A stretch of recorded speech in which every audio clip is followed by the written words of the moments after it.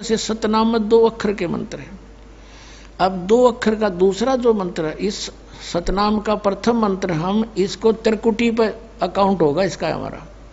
और जो पहले मंत्र आपको 7 मंत्र दे रखे हैं, ये इसलिए दिए जाते हैं कि क्योंकि आप बहुत युगों से यहाँ अपना कति कंडम हो लिए, इस युग में आए हो, इन संतों के पास जीवन व्यर्थ कर लिया, आपके पाप इतने जबरदस्त हो गए। कई भक्त तो नाम लेते हैं क्योंकि एकदम विश्वास नहीं होता, ज्ञान वो सुन नहीं पाते।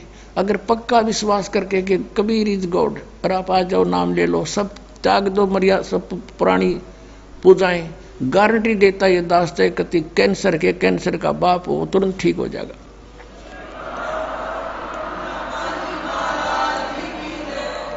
हम मार इसलिए खवा दी काल ने कि ये हमारे विश्वास ना होने देता कबीर इज गॉड, और जब तक ये नहीं होगा इतना मालिक सारा पूरा दे नहीं सकता। कह कबीर सुनो भी साधो, मैं तो हूं विश्वास में। जब तुमने ये विश्वास हो गया कबीर इज गॉड, फिर देखना, या मैं 1000 प्रमाण दिखा सकता हूं आपको। पुण्यात्मा हो जो परमात्मा की शरण में लगे हैं सच्चे, उससे उनके ऊपर कर्म की फिर मार आई है और ऐसे जीवित कर दिए। डॉक्टरों ने जवाब दे दिया था कि अब इसका कहीं इलाज नहीं, बेसिक ले जाओ, नाम ले रखा था उन्होंने, और वो अपने आप फिर स्वस्थ हो गए। भगवान किसे कहते हैं? इसको कबीर गॉड कहते हैं। तो ये प्रथम मंत्र में आपको अब ये 7 मंत्र बना के दिए जाते हैं। पहले 5 मंत्र देते थे नानक साहिब जी और परमेश्वर कबीर साहिब जी। फिर ये है 5 नाम हैं जो हमारे कमलों में ये प्रधान बैठे हैं। मूल कमल में गणेश जी, स्वाद चक्र में सावित्री ब्रह्मा जी, नाभि कमल में विष्णु और लक्ष्मी जी, हृदय कमल में शिव पार्वती जी, और कंठ कमल में ये दुर्गा जी।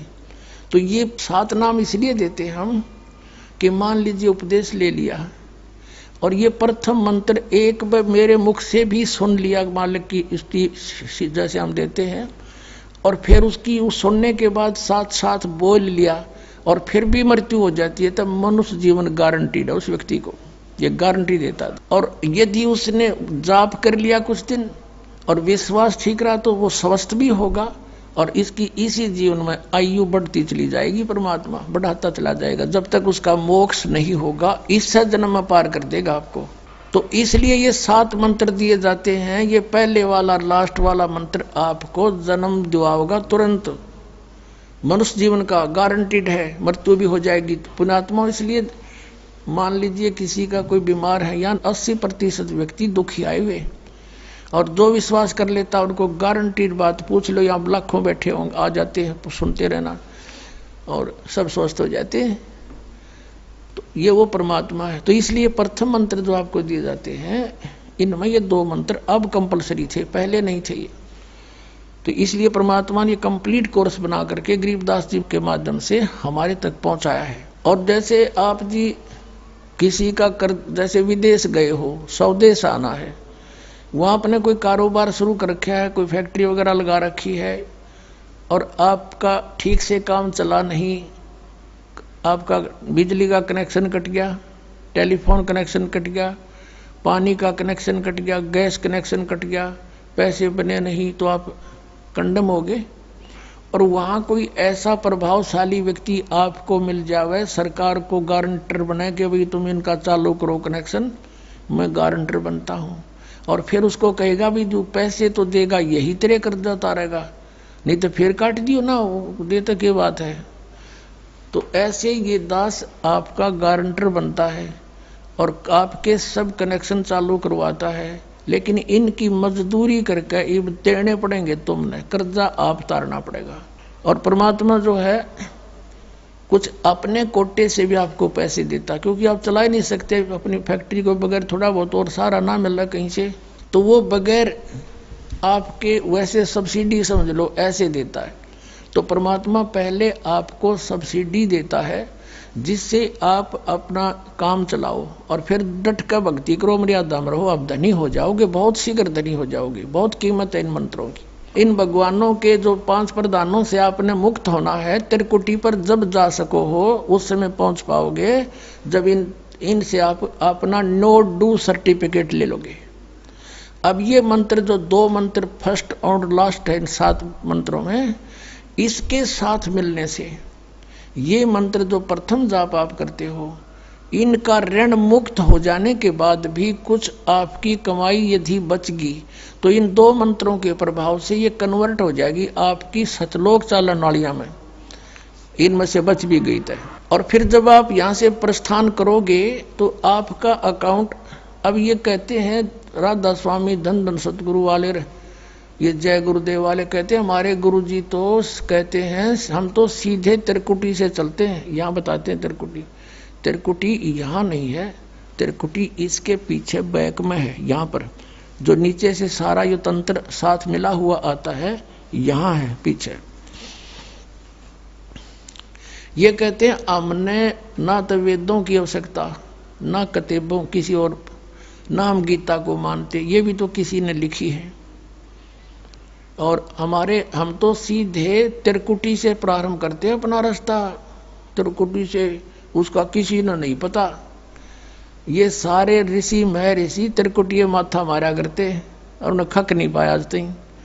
त्रिकुटी से तो बहुत आगे जाना हमने, और त्रिकुटी पर जाना कोई बालकों का खेल है, कोई बरवाले का बस स्टैंड है, चाहे पैदल पहुंच जाओ चाहे रिक्शा में बैठ कर पहुंच जाओ। त्रिकुटी इज द इंटरनेशनल एयरपोर्ट, त्रिकुटी अंतर्राष्ट्रीय हवाई अड्डा जानो। और वहां वही व्यक्ति जाता, सैर सपट्टे तो कोई धक्के खाए जाओ, क्या फायदा होगा, उसने देख भी और आ जाओ उल्टा, क्या फायदा उसका। वहां पर केवल वही व्यक्ति जाता है जो पहले टारगेट बना चुका होता है, और उस जिस देश में जाना है उसका पासपोर्ट और यहाँ की सरकार से नो ड्यू सर्टिफिकेट, और तब वो उस इंटरनेशनल एयरपोर्ट पर जाकर कुछ लाभ उठा सकता है। तो वहां से फिर आगे कैसे जाएंगे, उस त्रिकुटी पर पहुंचने के लिए तो सारा झंझट है, उस पर जाए पता फिर आप पे काम बन गया। तो त्रिकुटी पर जाने से पहले हमने इन भगवानों से नो ड्यू सर्टिफिकेट लेने पड़ेंगे। और आपकी ये ऐसी भक्ति है, इसे ऑटोमेटिक, ये देवता है, ये कोई किसी के साथ भेदभाव नहीं करते, आपकी कमाई एग्जैक्ट लिखी पाएगी कंप्यूटर की तरह, और जो आपका ड्यू शेष होगा आपको थमा दिया जाएगा। हृदय कमल में जीव रहता है, और इसके यहाँ से फिर ये सबसे पहले इसका रास्ता है त्रिकुटी बजाने का, सबसे पहले मूल कमल में जाना पड़ेगा। मूल कमल से फिर सीधा रास्ता बनता है त्रिकुटी तक जाने का। उससे पहले गणेश जी के लोक में से गुजरना पड़ेगा, उसका एक जैसे बैरियर होते हैं प्रत्येक बॉर्डर पे, यहाँ ऐसे बैरियर है। वहां जब आप जाओगे आपके सामने आपके मस्तिष्क पर जैसे लॉकेट होता है ऐसा लगा पाएगा, और तुरंत आपको कहा जाएगा चलो आप जाओ, आपकी ये पूंजी, और वो आपके उस मस्तिष्क में ऐसे लॉकेट पे वो नो ड्यू सर्टिफिकेट छपता चला जाएगा। फिर आगे चलोगे आप, आगे आप पहुंचोगे जब विष्णु जी के लोक में, वहां भी आपको ऑटोमेटिक मिलेगा, कोई बाधा नहीं मिलेगी, क्योंकि वहां तो चोरों को पकड़ा जाता है, सा को थोड़ा, वो देवता भी तो है, वो किसी के साथ जरा सी भी गड़बड़ नहीं करते। फिर ऐसे शिव के लोक में से शिव इस कमल में, हृदय कमल से फिर त्रिकुटी कंठ कमल में आएंगे, फिर हम त्रिकुटी पर पहुंचेंगे। अब त्रिकुटी पर जाने के बाद इस सतनाम के जो प्रथम मंत्र का अकाउंट वहां देंगे, लेकिन वहां पर यह काल बकवाद करवा देता है। यहाँ का जो जितने देव हैं ये अपने सतर पर कोई गलती नहीं करते, ये करवाता है। जैसे श्री कृष्ण, इसने सारे प्रयत्न किए थे कि भी युद्ध ना हो, सबसे प्रार्थना की थी दोनों पक्षों से, फिर इन्होंने देख लिया था कि ये मानना नहीं, ये तो इन मत बुद्धि भ्रष्ट हो चुकी है। और उसमें क्या था कि सब रिश्तेदार राजा आधे आधे बांटने थे उन्होंने। ये राजा को भाई जो कौरवों के पक्ष में आना चाहता है वो अपनी स्वीकृति दे दो, पांडवों के पक्ष में आना चाहता है वो अपनी स्वीकृति दे दो, ऐसे कति तैयारी होगी। तब श्री कृष्ण जी ने सोचा भाई अब ये तो मेरा भी नंबर आओगा, मैं भी राजा हूं, और मैं पांडवों का रिश्तेदार, क्योंकि श्री कृष्ण की बहन अर्जुन का ब्याह रखी, रिश्तेदारी पक्की, और उधर से वो चाचे ताऊ थे, कोई अलग नहीं। तो श्री कृष्ण जी ने यहां तक कह दिया कि भी एक तरफ तक मैं हूंगा, एक तरफ मेरी सेना होगी। अब मांग लियो जिसको मांगना हो। और यहां तक भी कह दिया कि मैं हथियार नहीं उठाऊंगा। अब पांडव तो मुंह धो रहे थे श्री कृष्ण पे कि सर्वशक्तिमान है, ये जो हमारी तरफ पक्ष में हो गया तो अकेला ही बहुत है। तो फिर पांडव घबरा गए थे। पांडवों ने यहां तक कह दिया था प्रभु हमें 5 गांव दिवा दो, हम युद्ध नहीं करेंगे।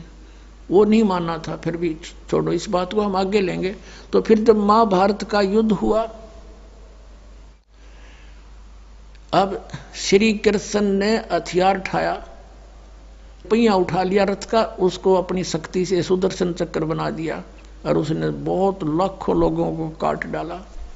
अब ये अपने सतर पर गलती नहीं करते ये देवता, जब तक ये न्यूट्रल रहते हैं।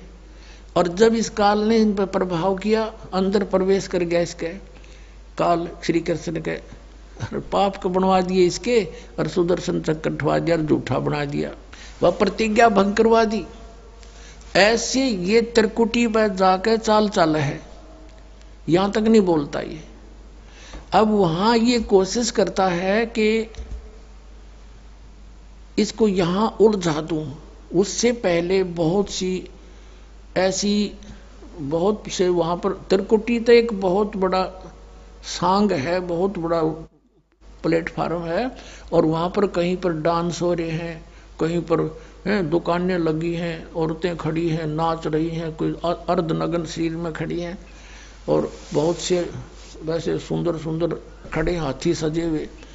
तो ये जीव वहां जाकर बिचल जाता है। सब ये नकली गुरु भी वहीं खड़े हैं, नकली गुरुओं का रूप बनाकर तो काल आता है, और अपने असली गुरु का रूप बनाकर परमात्मा आते। इस दास के रूप में आपको त्रिकुटी पर उपलब्ध होंगे परमात्मा। तो वहां क्या होगा कि कई बार ये काल भी परमात्मा यानी असली गुरु का रूप बनाकर खड़ा हो जाता है। तो सबसे पहले आप क्या करोगे, प्रणाम जब करोगे गुरुदेव को, ये स्वभाव तो आपका यहाँ बना ही दिया जाता है, गुरु जी दिखे दंडवत करोगे। दंडवत करते समय एक सतनाम का सुमरण अवश्य करना होता है। 1 सेकंड, ये 10 सेकंड मुश्किल से लगती है। श्वास उस श्वास का सिमरण करें प्रणाम करते समय, और उठकर जब देखोगे यदि परमात्मा होंगे तो एज इट इज पाओगे, और जब काल होगा दास के रूप में तो उसका स्वरूप बदला पाओगा, ऊपर का कपड़ा हटा पाओगा, उसका असली सूरत मिल जाएगी, तो आप वहां से बच जाओगे। अब फिर क्या होगा कि फिर तुम जैसे यहाँ आप देखते हो गुरु जी आगे सारे पीछे पीछे हो लेते हो, तो वहां जब मृत्यु होगी आपको सपना सा दिखेगा। जैसे आप किसी ऑफिस में गए हो किसी कामवश, और वहां आपका काम फटाफट होता जा रहा है, नहीं होता है तो आप दुखी हो रहे हो, बार बार बैठ कर रो रहे हो, तो ऐसे ही चलेगा वो। तो वहां जाते ही जब आपको गुरुजी दिखेंगे, आप एकदम इसी स्वभाव से जो आपकी यहाँ रिहर्सल हो रही है, आपके अंदर जो आस्था कसक पैदा हो रही है, ये वहां काम आओगी आपके। तो ये सब रिहर्सल यहाँ कराई जा रही है कि गुरु को परमात्मा जानकर ये सब क्रियाएं करो, तो वहां ये आपके काम आऊंगी, वहां अपने यूज होंगी ये सारी फार्मूले। तो जब आपको ये पक्का हो गया कि ये है गुरुजी, फिर आपको लेकर के धर्मराज के दरबार में परमात्मा जाएंगे इस दास के रूप में, और धर्मराज से कहेंगे जी इसका हिसाब कर दो, भगवान का आदेश है, आप लो अपना ये एक इसकी कमाई जो तुम्हारे सतर की वो प्राप्त करो। ओम नाम की कमाई और ये यज्ञों का जो बचा हुआ यहाँ प्रयोग हो गया सो हो गया यज्ञ, फिर भी बचे हुए भी आपको वहां देने पड़ेंगे कि आप अपना संभालो अपने सतर की। जैसा कि आपके संविधान में लिखा है, ये पवित्र वेद पवित्र गीता भगवान का संविधान है, इसके विरुद्ध जो कार्य करता है वो दोषी है, चाहे जज है चाहे बिना जज है। तो यहाँ का न्यायाधीश बहुत समझदार है, उसने वो सब समझता है। परमात्मा याद दिलाता है 18वें अध्याय के 66वें श्लोक में लिखा है, सर्वधर्मान परित्यज्य माम एकम शरणं व्रज। अपना अपने सतर की जो तुम्हारी है वो अपनी लो, इसकी पूजाएं और इसको छोड़ो, आगे चलेगा ये। तो वहां सतनाम के प्रथम मंत्र का जाप हम वहां देंगे, यज्ञ दे देंगे, फिर ये वहां से चलेगा। फिर वो आगे जागा तो पार ब्रह्म के लोक से हमने पार होना है। वहां पर सतनाम के दूसरे मंत्र की कमाई जो श्वास उश्वास से की हुई है, ये उसके दरबार में जाकर अक्षर पुरुष यानी पर ब्रह्म के लोक में जा करके उसको देंगे, वो आगे जाने अलाउड कर देगा, उसके 7 संग ब्रह्मांडों से पार होना हमने सहयोग देगा वहां से वो वहां तक जाने का, उस टैक्स के बदले में। अब यहां बताया है कि जे तू पढ़ा पंडित बिन दोई अक्षर दोई नावा और पर्णवत नानक एक लंघाए जे कर सत समावा।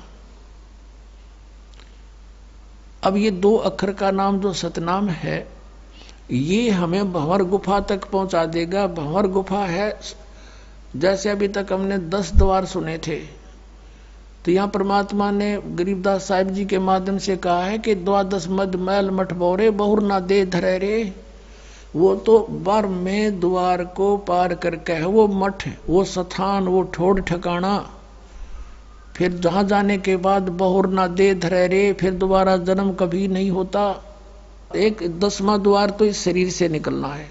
ये शरीर और एक ब्रह्मांड एक है, इससे निकल गया। कई योगी देखे यहाँ से शरीर फोड़ जाते हैं, यहाँ एक काग बोलते हैं इसको, स्थान को काग।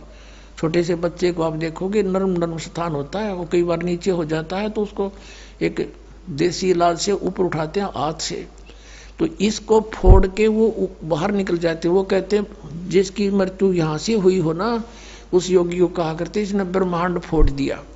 ब्रह्मांड फोड़ दिया के अकेला तोड़ दिया। ब्रह्मांड के बीच में, प्रत्येक ब्रह्मांड के बीच में वैक्यूम प्लेस है, खाली स्थान, बहुत लंबा चौड़ा। ये फिर वहां धक्के खाएं जाओ, उसका वहां के चक्कर काटे जाओ, ठंडी ठंडी इसमें लगती रहे और वहां इसकी कमाई पूरी हो जाएगी, फिर वापस नरक में। और फिर 21 ब्रह्मांड का भी एक ग्रुप है, चारों तरफ से एक अंड आकार है, और 21वें ब्रह्मांड का कनेक्शन जो है उसके चारों तरफ भी फिर खाली स्थान है, और वहां से सीधा एक 11वां द्वार है, वो अक्षर पुरुष के लोक में प्रवेश होता है 7 संग ब्रह्मांडों का। वो 7 संग ब्रह्मांड भी चारों तरफ से एक तरफ बंद हुए हैं, पैक हैं, और बीच में अलग अलग डिवाइड हैं, वो अलग है। तो जब 11वें द्वार को पार करेंगे तो उसमें प्रवेश कर जाएंगे अक्षर पुरुष के लोक में। और 12वां द्वार जब है अक्षर पुरुष का, जो 12वां द्वार है अक्षर पुरुष के लोक से सतलोक में जाने के लिए पहले बीच में एक और स्थान है जो गुफा टाइप है, और उसको ऐसे गोल आकार है, वो ऐसे ऐसे जाएगा ऊपर को। तो वहां जब हम 12वें द्वार पर खड़े हो जाते हैं, इसका जो अक्षर पुरुष का चारों तरफ से जो बंद है उसके पारदर्शक है वो, वहां से सतलोक दिखाई देता उस आत्मा को जिसके पास सार नाम की कमाई है। अन्य को नहीं दिखता, अक्षर पुरुष के लोग व्यक्तियों को नहीं दिखता, वहां के प्राणियों को नहीं दिखता, तो वहां से फिर वो दिखाई देता है।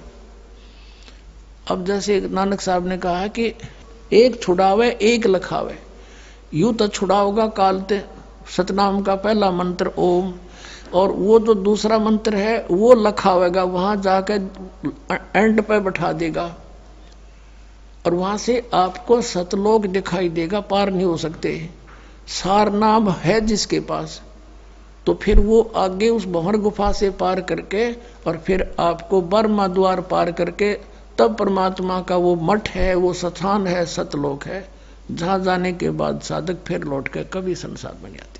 तो इस प्रकार ये अर्थ तो ये था 18वें अध्याय के 66वें श्लोक का। ये बालक के जाने, संस्कृत के जानने वाले विद्वान पाक रहे थे, इनको कख नहीं पता था, अनर्थ कर डाला इस अनमोल सदग्रंथों का। अपनात्माओं फिर वहीं आते हम कि जैसे परमात्मा ने कहा धर्मदास जी से कि धर्मदास इसने मेरे से वचन लिया हुआ है कि सतयुग त्रेता द्वापर में जीव थोड़े ले जाना, और कलयुग में जब बिचली पीढ़ी आवेगी उस समय मैं आऊंगा। प्रथम चरण तो होगा कलयुग का जब मैं मगर से सह शरीर जाऊंगा, उसके बाद फिर बिचली पीढ़ी शुरू होगी 1920वीं सदी के उत्तरार्ध में। 20वीं सदी कौन सी है? ये 1900 से स्टार्ट, 1901 से स्टार्ट होगी 20वीं सदी, और उत्तरार्ध कौन सा है? 1950 के बाद उत्तरार्ध शुरू हो जाता है। 1951 में दास का जन्म हुआ, और उसके बाद ये बिजली पीढ़ी शुरू होगी। अब ये यहां से शुरू है बिजली पीढ़ी। 1947 में भारत आजाद हुआ, उससे पहले भारत में शिक्षा नाम नहीं था। 1947 के बाद जब 7-8 वर्ष का हुआ तो शिक्षा का सूर्य उदय हो रहा था। हमारे सतर की हमारी बहनें थी, उनको पढ़ाया नहीं जाता था। हमारी छोटी बहन थी जो सबसे लास्ट, उसको शिक्षा की फिर अलाउड हुआ धीरे धीरे, नहीं तो हम इतने शिक्षा के गुण से अपरिचित थे। तो फिर देखते ही देखते अब बाढ़ आ गई, शिक्षा की परमात्मा ने लानी थी। अब ये चैनल नहीं थे, पहले आप देख रहे हो सन 2000 तक कोई भी ये न्यूज़ चैनल एक्स्ट्रा नहीं थे और ना ही कोई ये आध्यात्मिक चैनल थे। ये परमात्मा ने दया बख्शी और स्वयं अपनी बुद्धि देकर अपने सतर से जीव से यूँ काम करवाया है ताकि मेरे बच्चे घर बैठे सत्संग सुना करेंगे। मोबाइल बनवा दिए हैं, पहले तो एक टेप था, बिजली चली जाते रहे, जा बैठे जाओ बैठा रहो, 1 घंटे में आओ इतना और काम हो जा, वो असली समय बर्बाद हो जा जब समय था फुर्सत का।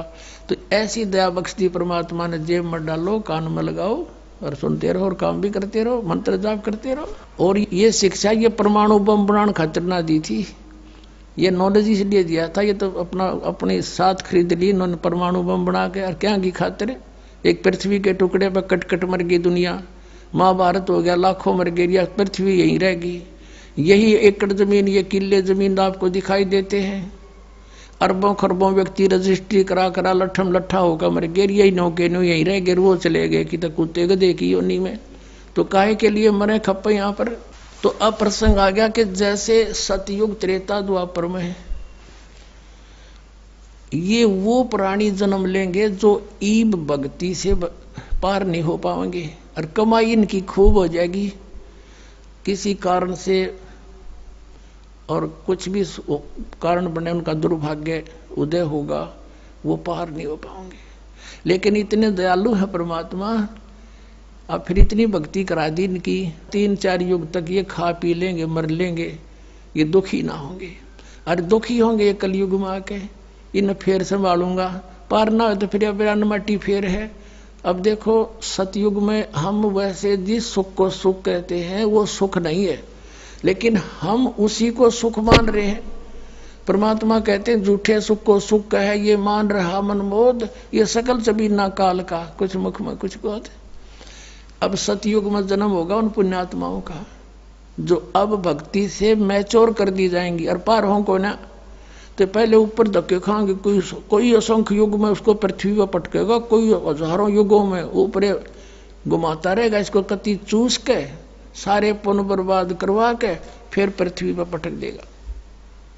और पृथ्वी पर फिर इसके पिछले पुण्य होंगे तो सतयुग में जन्म देना पड़ेगा इसको। उस समय सतयुग में कैसा माहौल होगा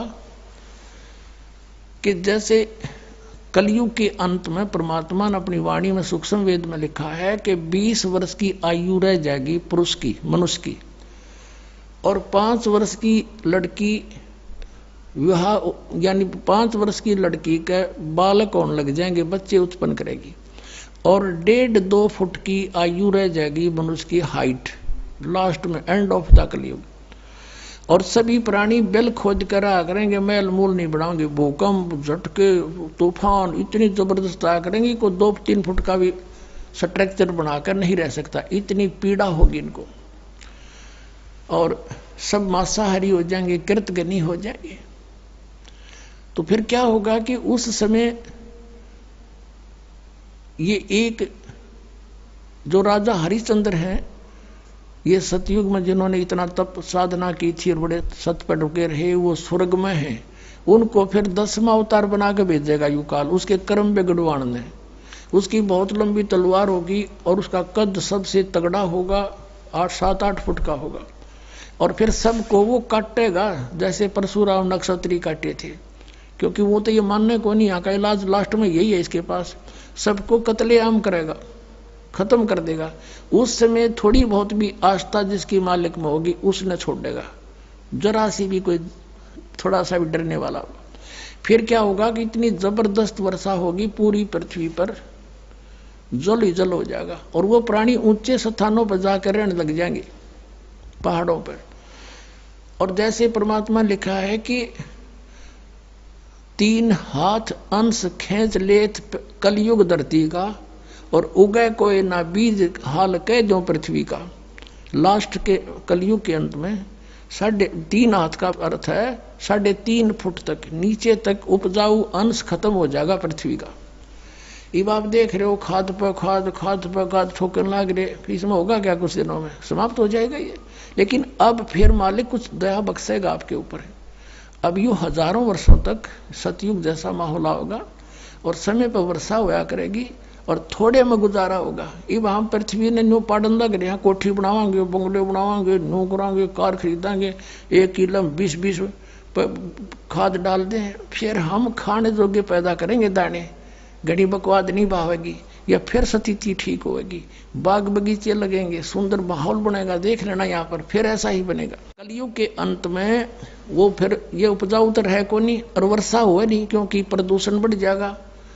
तो उसमें बूंद इसी पड़ा करेंगी जैसे ओस गिरती है, बस, इससे अधिक नहीं। फिर होगा क्या? तो फिर क्या होगा?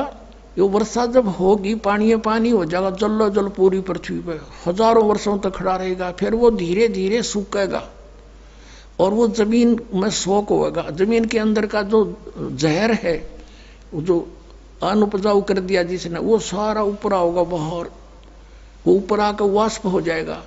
फिर क्या होगा कि निर जंगल वन उत्पन्न होंगे, झाड़ जंखाड़ वन, बड़े बड़े सुंदर पेड़, फलदार वृक्ष बेर, और धरती फिर से उपजाऊ बनेगी। वो फिर सड़ेंगे, वहां इसके खाद का काम करेंगे। और जब फिर ये सतयुग के प्राणी उत्पन्न होंगे, जब वातावरण में बहुत शुद्धता होगी, और वृक्षों के अंदर एक विशेष गुण है, वो कार्बन डाइऑक्साइड को ग्रहण कर लेते हैं, ऑक्सीजन छोड़ देते हैं, तो पूरे ऑक्सीजन बढ़ जाएगा। बड़े बड़े वृक्ष होंगे। अब माता पिता छोटे छोटे होंगे, बच्चे बड़े बड़े तगड़े होंगे। अब इसके उल्टा शुरू हो रहा है, माता पिता तगड़े तगड़े, बेटा बेटी इतने होने लग गए। अब रिवर्स काम चल रहा है। तो ऐसे फिर सतयुग शुरू होगा। उस सतयुग में ये आत्मा जो ईब यहां रह जाएंगी इस भक्ति प्राइम टाइम में, तो वह फिर जन्म लेंगी। अब उनकी पिछली भक्ति से वो जहां लगाओगे समाधि भी लगेगी। अब उस अपने हथियार ने कितना प्रयोग कर लो, वही सफल होंगे। अब जैसे चाकू है, चाकू का उद्देश्य क्या होता है? सब्जी छोल ले, प्याज छोल ले, नींबू काटे, प्याज काटे, अपना काम ले, और उसने किसी का घसो दे, काम तो उड़े भी करेगा, फिर वो तो पाप इकट्ठा कर लिया। तो ऐसे उनकी सबकी अंदर जो है, जो ध्यान मग्न होंगे, क्योंकि उनको विधि ये बताई जाएगी, मेडिटेशन करो, 1-1 लाख की उम्र हो जाएगी वर्ष की, सुंदर आहार फलदार वृक्ष खाओ पियो मौज करो। ये जो गेहूं चने ऐसे ये अपने आप पके अपने आप उगेंगे वहां पर, उन्हें तोड़ के लाने और मसल के खाने। ये होता सतयुग में। फिर कोई काम नहीं करना, और इतने स्वस्थ शरीर होंगे, कोई बीमारी रोग नहीं होता। और वहां के जब भगवानों के बदले इसने छोड़ के दूसरा भगवान कोई ना सुना, नो क्या मैं समाधि लाता हूं, मेरी समाधि वहां तक जाती है।